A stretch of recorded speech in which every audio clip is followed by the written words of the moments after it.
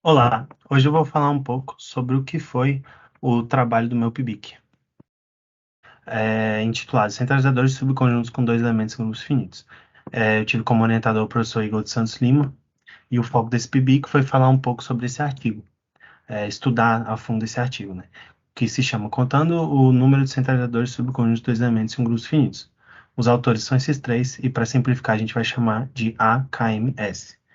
Bom, antes de falar sobre o foco do nosso estudo dentro desse artigo, vamos falar um pouco sobre algumas definições.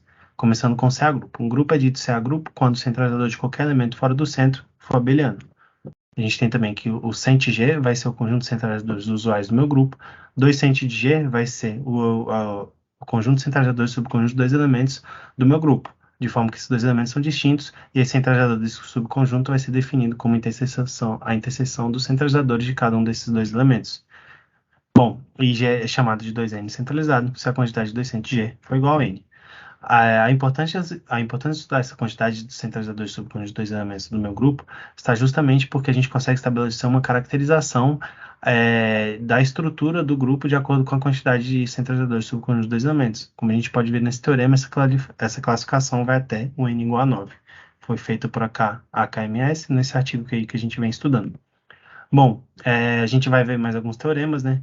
Então, se G é um CA-grupo, então para quaisquer elementos x e y não pertencentes ao centro, ou o centralizador de x é igual a y, ou o centralizador de x interseção centralizador de y é igual ao centro do meu grupo. A gente tem também esse teorema, presente no artigo, que seja G um CA-grupo, então se o centro for trivial, então a quantidade de 2cent_G vai coincidir com a quantidade de cent_G, e se o centro não for trivial, então a quantidade de 2cent_G vai ser igual à quantidade de cent_G mais 1.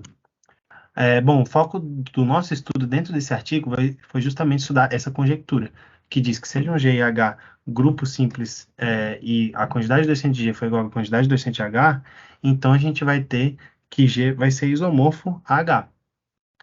Bom, antes de a gente falar mais sobre essa conjectura e mostrar um resultado novo que a gente conseguiu chegar demonstrando um caso particular dessa conjectura, a gente vai falar sobre essa observação feita pela Dutra em 2010.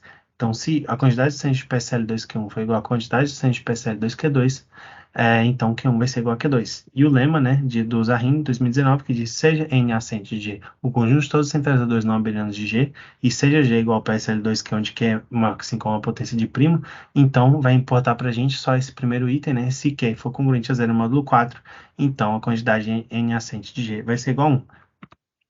Bom, tem um teorema também feito por Jordan, que fala sobre a simplicidade dos PSLs, sejam que uma potência de prima n maior que um natural, então PSL NQ é simples, exceto para o caso em que NQ for igual a 2,2 ou a 2,3.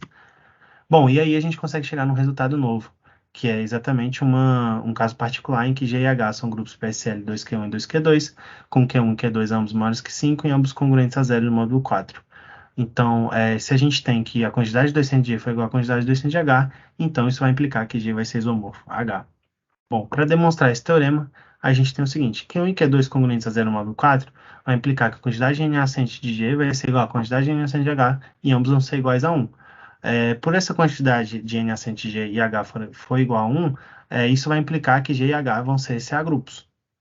Bom, por hipótese, a gente tem que a quantidade de 2cent de PSL2Q1 vai ser igual à quantidade dos 2cent de PSL2Q2. E como o PSL2Q1 e o PSL2Q2 eles vão ser simples, pelo teorema que a gente viu sobre a simplicidade dos PSLs, e eles são grupos não abelianos, então a gente tem que esse centro vai ser trivial. E como eles são ambos CA-grupos e o centro é trivial, então a quantidade de 2cent de G vai coincidir com a quantidade de cent de G, assim como a quantidade de 2cent de H vai coincidir com a quantidade de cent de H. E aí a gente tem, então, que a quantidade de cent de PSL2Q1 vai ser igual à quantidade de cent de PSL2Q2. Isso vai implicar, pela observação da Dutra, que Q1 vai ser igual a Q2. Logo, a gente tem o isomorfismo de GH. Bom, essas são as referências que a gente usou para o estudo. A última referência fala sobre o sistema que ajudou a gente com as contas.